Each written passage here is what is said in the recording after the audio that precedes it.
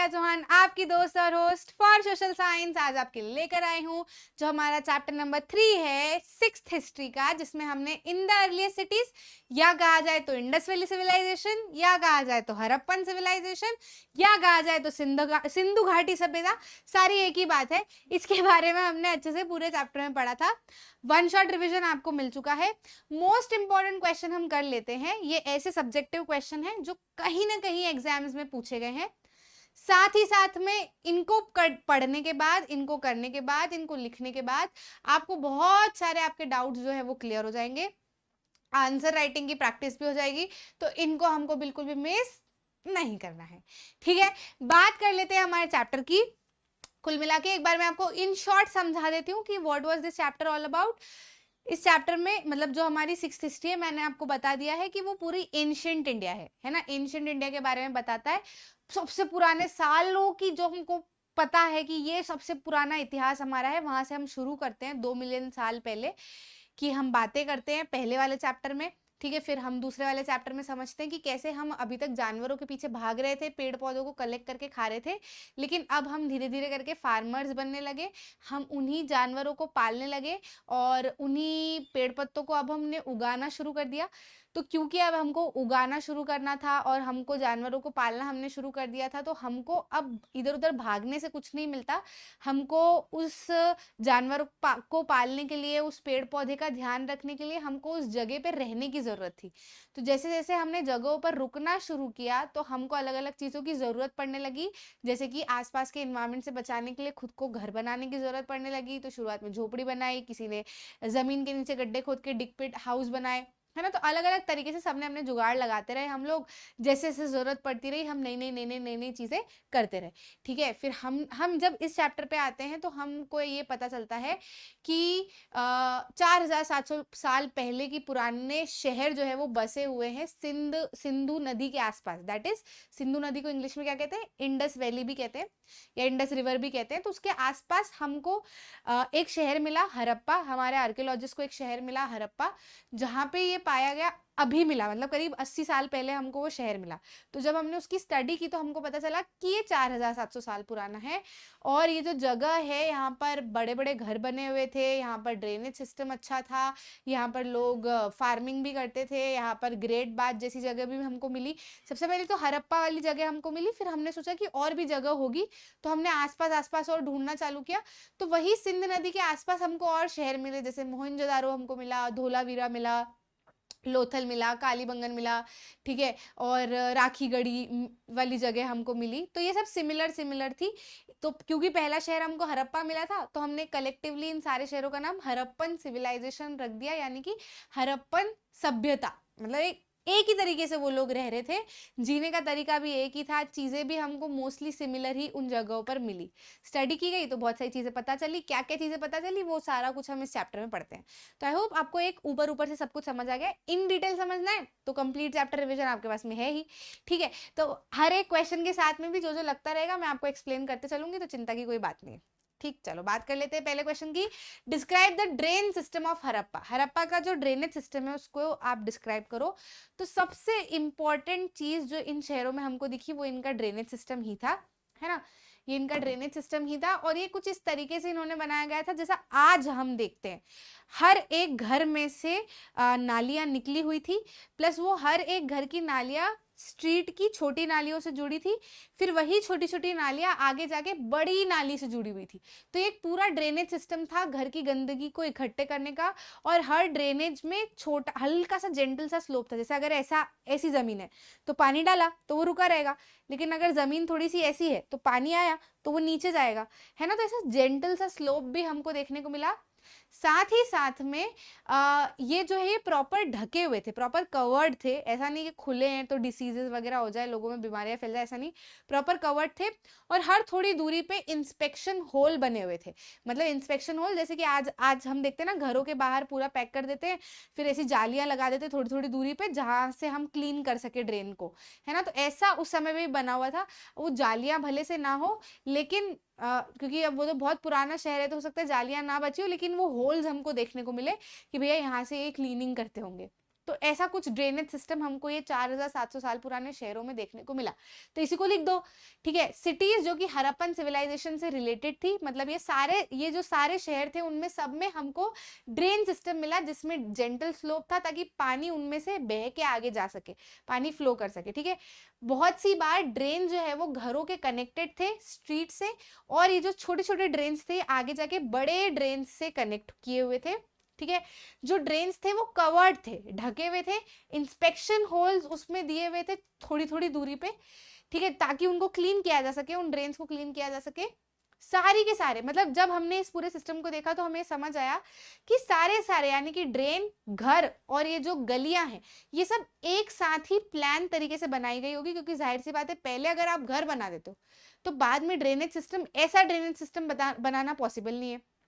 पहले आपने गली बना दी तो भी ऐसा ड्रेनेज सिस्टम बनाना पॉसिबल नहीं है।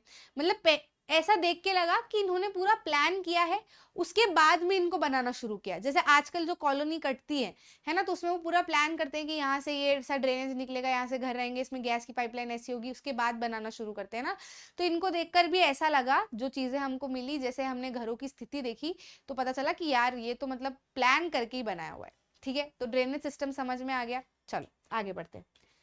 Discuss in brief life in Harappa city. Harappa का जो शहर है उसमें जो जैसा भी उनकी जिंदगी रही उसके बारे में हमको बात करनी है, किस तरीके से लोग अपना जीवन यापन करते होंगे।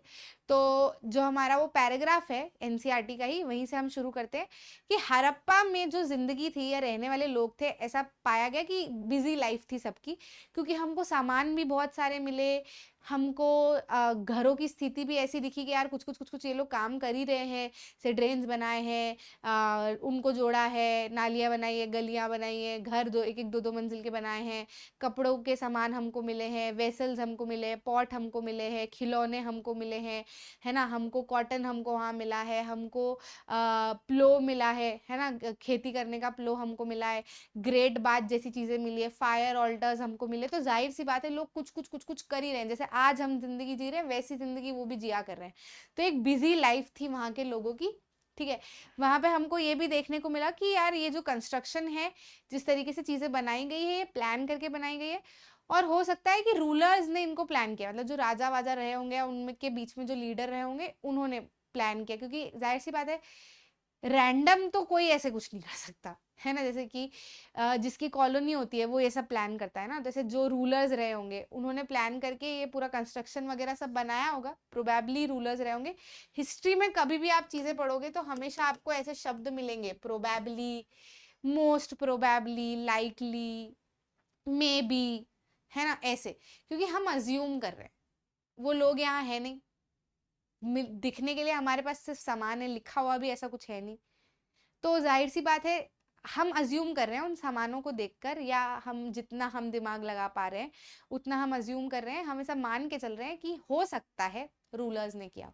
लेकिन असली में क्या है ये किसी को नहीं पता, क्योंकि वो लोग है ही नहीं, वो जगह ही वीरान है ना। ये हमको 4700 साल पहला शहर हमको 80 साल पहले मिला, है ना, हमने उसको सर्च किया, हमने उसको फाइंड किया, तो जाहिर सी बात है वहां पे सिर्फ सामान चीजों के अलावा और कुछ नहीं देखने को मिला, है ना।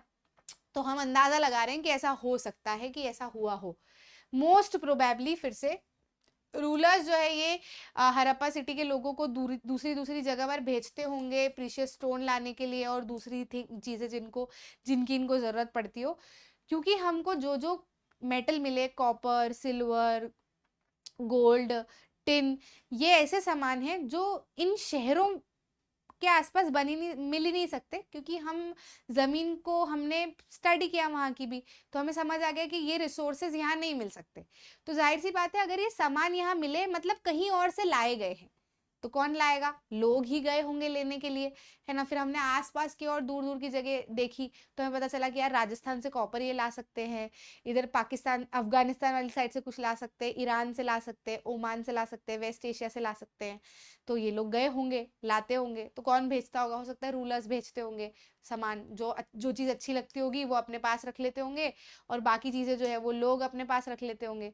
ठीक है, तो rulers must have kept the most valuable objects such as ornaments और gold and silver beautiful beads for themselves, है ना। और वहाँ पे हमको स्क्राइब्स की भी कुछ कुछ चीज़ें हमको मिली, कुछ सील्स बनी हुई थी, है ना। सील्स मतलब वो जो अपनी ठप्पा लगता है ना जैसे, तो वो सील्स ऐसी पत्थरों की बनी थी जिसके ऊपर जानवर बने थे, कुछ वो हड़प्पा की ही स्क्रिप्ट में। जैसे हमारी स्क्रिप्ट क्या है, देवनागरी, है ना। हमारी लिपि जो है वो देवनागरी है, हम उस तरीके से लिखते हैं। जैसे मुझे नीचे लिखना है तो मैं नीचे ऐसे लिखूंगी, अब जिसको भी पढ़ना है वो समझ जाएगा कि यार ये देवनागरी लिपि है ना।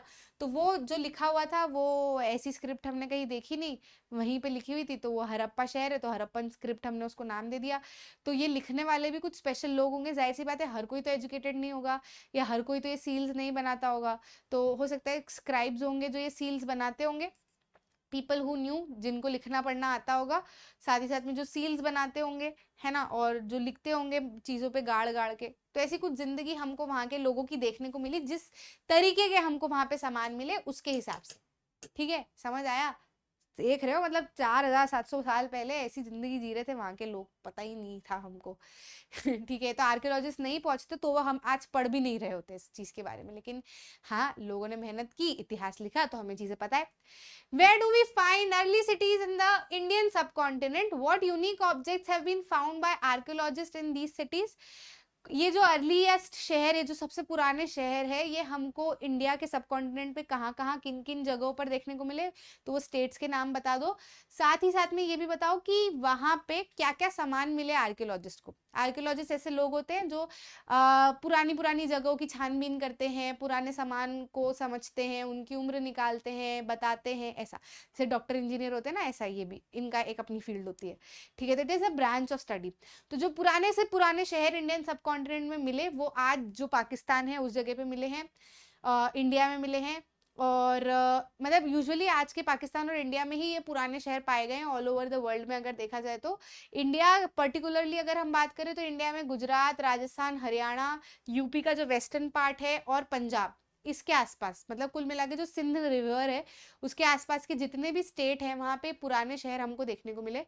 सामानों की अगर हम बात करें तो हमको रेड पॉटरी मिली जिसके ऊपर ब्लैक कलर की डिजाइन्स बनी हुई है। स्टोन के वेट्स मिले, वजन वजन के ऐसे, जो कि पर्टिकुलर वेट के थे, वो वाइट कलर के हमने एनसीईआरटी में देखे ना वो। और सील्स थी जिसके ऊपर राइटिंग की गई, मतलब कुछ कुछ लिखा हुआ है। और बीट्स थी, मोती वगैरह हमको देखने को मिले।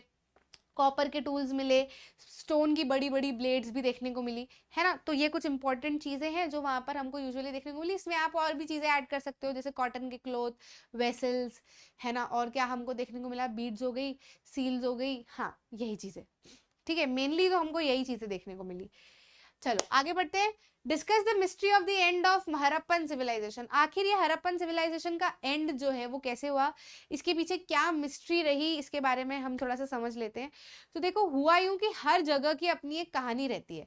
आज हम इस जगह पर रह रहे हैं, हो सकता है, भगवान ना करे, भगवान ना करे, भगवान ना करे, टचवुड, लेकिन हो सकता है कुछ ऐसी चीजें हो जिसकी वजह से यहाँ पे रहने वाले सारे लोगों को कहीं जाना पड़ जाए। अब कहीं जाना पड़ जाए और यहाँ पे कोई रहने भी ना आए, अब बहुत साल बाद हमारे आने आने वाले बच्चे को ये जगह मिल रही हो और वो इसकी स्टडी कर रहे हो, है ना।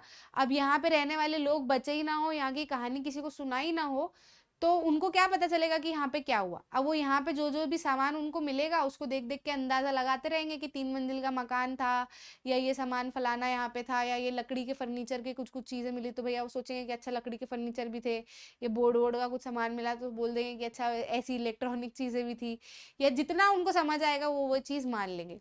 तो सेम हड़प्पा में भी यही हुआ कि ये जो चीजें हैं, पता नहीं ऐसा क्या हुआ, क्या कहानी रही है हमें नहीं पता, क्योंकि वो लोग ही नहीं बचे।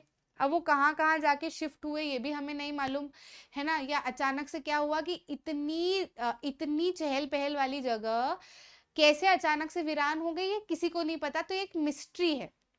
ठीक है, ये एक छुपी हुई चीज है। सब अपने अपने अंदाजा लगा लगा के चीजें जो है वो बताते हैं कि ऐसा हुआ होगा या वैसा हुआ होगा, बाकी नोबडी नोस कि एग्जैक्टली हुआ क्या, है ना। तो हो सकता है कि अब हम अंदाजा ऐसे लगाते हैं, कोई कहता है कि हो सकता है बाढ़ आ गई हो तो फिर लोगों को वहां से जाना पड़ा हो, या हो सकता है कि जो जानवर इन्होंने पाले हो वो ग्रेजिंग कर करके अधिकतर जमीन जो है वो ओवर ग्रेज हो चुकी हो, तो अब इनको नहीं वो जमीन इतनी उपजाऊ लग रही हो, तो ये लोग जा जाके सब लोग शिफ्ट हो गए हो। अब जैसे ऐसा होता ही है ना कि आज मतलब इंसान हमेशा अपने को अपग्रेड कर रहा होता है।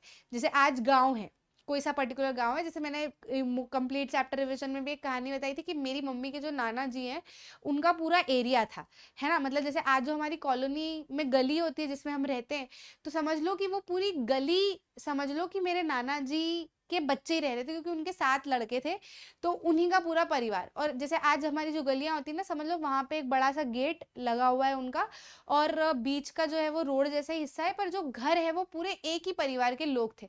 मैं जब बहुत छोटी थी तो मैं वहां जाया करती थी, बड़ा अच्छा लगता था। लेकिन आज देखो तो किसी एक ने उनमें से घर बाहर की तरफ बना लिया, बड़ा बना लिया, है ना। वो अच्छे से रहने लगे, तो दूसरे को लगा कि मैं भी बाहर जाके बड़ा घर बना लूं, किसी को लगा मैं भी वहां जाके बड़ा घर बना लूं, तो सबने उस जगह से निकल निकल के गांव के दूसरे दूसरे हिस्सों में बड़े बड़े घर बना लिए अपने अपने सेपरेट, है ना। तो वो तो बना लिए, लेकिन ये जो जगह थी ये पूरी सूनी पड़ी है अब। जहां पर बहुत चहल पहल हुआ करती थी, जहां पूरा 7 भाइयों का परिवार रहा करता था, वो अब पूरी तरीके से सूनी पड़ी हुई है। तो अब ये लोग अगर नहीं रहेंगे तो हमको, जैसे मैं हूं तो मैंने आपको ये कहानी सुना दी कि मैंने देखा है, लेकिन मैं ना रहूं या अचानक से हम लोग को कुछ हो जाए, भगवान जाने कुछ भी हो, तो ये कहानी कौन सुनाएगा कि हाँ कौन रहता था, कोई नहीं ना।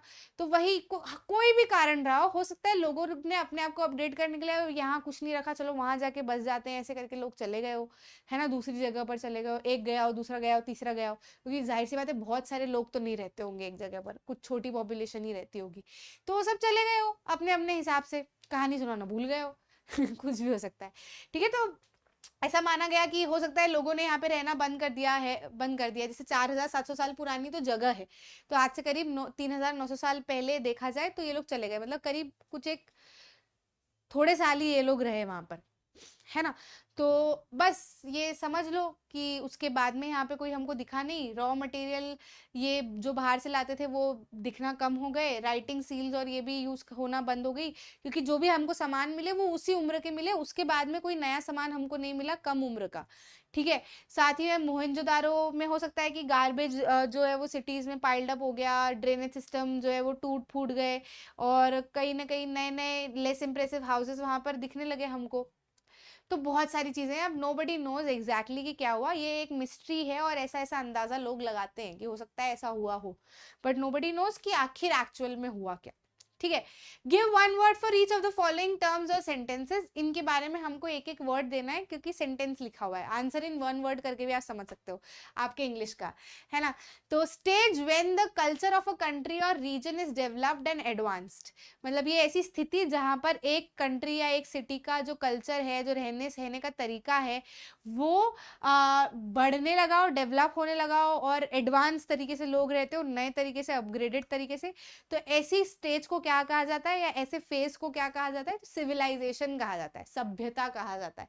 जैसे आज हम रह रहे हैं तो हमारी एक सभ्यता है कि हम इस तरीके से रहते हैं, इस तरीके से खाते पीते हैं, ऐसा ऐसा काम करते हैं, तो ये हमारा एक सिविलाइजेशन है। तो वही वो जो सिविलाइजेशन शब्द है ना, कि Harappan civilization, Indus valley civilization is a सभ्यता, कि वो हड़प्पा में इस तरीके से रहते थे, इंडस रिवर के आसपास इस तरीके से रहते थे, ठीक है। तो civilization, clay tablets and idols, तो क्ले के बने हुए टैबलेट्स या आइडल्स, मूर्ति वगैरह क्या कहलाती है, टेराकोटा की बनी हुई होती है। एक तरीके का मटेरियल ही है ये, जिसके हमको खिलौने और ये सब देखने को मिले, है ना। तो मतलब वो जब क्ले को बहुत ज्यादा बर्न किया जाता है उसके बाद में टेराकोटा बनता है। A place where surplus grains were stored, ऐसी जगह जहां पर एक्स्ट्रा ग्रेन्स को स्टोर किया गया हो, तो ग्रेनरी, है ना, जहां पर एक्स्ट्रा ग्रेन्स को स्टोर करते हैं वो ग्रेनरी कहलाती है। ऐसी प्लेस जहां पर शिप्स को रोका जाता हो, लोड अनलोड किया जाता हो, तो शिप्स में सामान रखा जाता हो, शिप्स का सामान निकाला जाता हो, तो वो डॉकयार्ड कहलाता है ना। आज भी हम कहते हैं हार्बर कहते हैं, या डॉकयार्ड भी कह सकते हैं, ठीक है। तो ये वन वर्ड हमारे आंसर। तो अगर आपको किसी को लेके जैसे टेराकोटा नहीं समझ आ रहा हो, या सिविलाइजेशन क्या है नहीं समझ आ रहा हो, है ना, या डॉकयार्ड क्या है नहीं समझ आ रहा हो, तो ऐसे आप इसकी डेफिनेशन भी, ऐसे आपसे भी पूछा डिफाइन सिविलाइजेशन तो आप ये लिख दो, ठीक है, डिफाइन टेराकोटा तो आप ये लिख दो। तो क्वेश्चन के तरीके बदल सकते हैं, लेकिन आंसर हमारे सिमिलर ही रहेंगे, ठीक है। चलो आगे बढ़ते हैं। Write the names of the cities related with the earliest civilization of Indian subcontinents, तो जो इंडियन सब कॉन्टिनेंट की अर्लीस्ट सिटीज थी वो कौन सी थी। एक क्वेश्चन में हमने स्टेट्स की बात की कि कौन से राज्य में हमको ये शहर मिले, अब वो शहर के नाम क्या है ये हमको बताना है। राज्य के अंदर शहर होते हैं ना, तो राज्य की तो हमने बात कर ली, ठीक है। अब इनके जो शहर है इनका नाम क्या है ये हमें बताना है। तो मोहनजोदारो मैंने आपको बहुत बार बता दिया, पूरे चैप्टर में तो आपको रट ही गया होगा, चलो मन से बोलते हैं। हड़प्पा, सबसे पहला तो हड़प्पा मिला था। हड़प्पा, मोहनजोदारो, कालीबंगन, लोथल, धोलावीरा, ठीक है, राखीगढ़ी, ये नाम मेरे को याद है, और देख लेते हैं। हाँ, रोपर एक एक्स्ट्रा नाम यहाँ पे दिख रहा है, बाकी वही है। मोहनजोदारो, हड़प्पा, राखीगढ़ी, धोलावीरा, कालीबंगन, लोथल और रोपर। ठीक है, रोपर के बारे में ज्यादा कुछ बताया नहीं है, बाकी इन सबकी कुछ कुछ स्पेशलिटी है। राखीगढ़ी भी हमने मैप पे देखा है, बाकी इनकी तो कुछ कुछ है। यहाँ पे फायर अल्टर्स मिले, धोलावीरा में 2 नहीं 3 पार्ट में डिवाइडेड था शहर। राखीगढ़ी के बारे में ज्यादा कुछ बताया नहीं है। हड़प्पा सबसे पहला शहर था जो हमें मिला था, है ना। मोहनजोदारो में हमने ग्रेट बाथ देखा, सिडाटल देखा। ठीक है, चलो आगे बढ़ते हैं। Write two main characteristic of houses in the Harappan cities. Harappan cities में जो घर बने थे उनके 2 मेन कैरेक्टरिस्टिक हमको बताने हैं। तो 2 मेन कैरेक्टरिस्टिक कुछ इस तरीके से हो सकते हैं कि घर जो है वो या तो 1 मंजिल के हमको दिखे या 2 मंजिल के हमको दिखे, जिसमें सिंगल रूम्स थे और कोर्ट यार्ड भी बना हुआ था, मतलब आसपास का खुला खुला हिस्सा भी था वहां पर। बहुत सारे हाउसेज में सेपरेट बाथिंग एरिया भी हमको दिखा और वाटर सप्लाई करने की भी जगह हमको दिखी। तो घर कुछ इस तरीके से बने थे।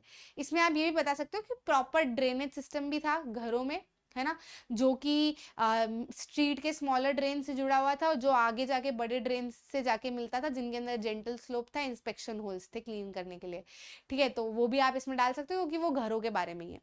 ठीक, चलो आगे बढ़ते हैं। Describe main features of great bath of Mohenjodaro. Mohenjodaro का जो ग्रेट बाथ है उसके मेन फीचर्स अगर हम बात करें तो आसपास से तो सीढ़ियां दे रखी थी दोनों तरफ से नीचे जाने के लिए, साथ ही साथ में उसमें जो जुड़ाई की गई थी ईंटों की वो इतनी ज्यादा वाटर टाइट थी, मतलब नेचुरल टार से प्रॉपरली उसको पैक किया हुआ था, मतलब हर ईंट के बीच में नेचुरल टार डाला हुआ था ताकि पानी कहीं से लीक ना हो, है ना। जैसे कि ये दीवार है, आप अज्यूम कर लो ये दीवारें ईंट की बनी हुई है।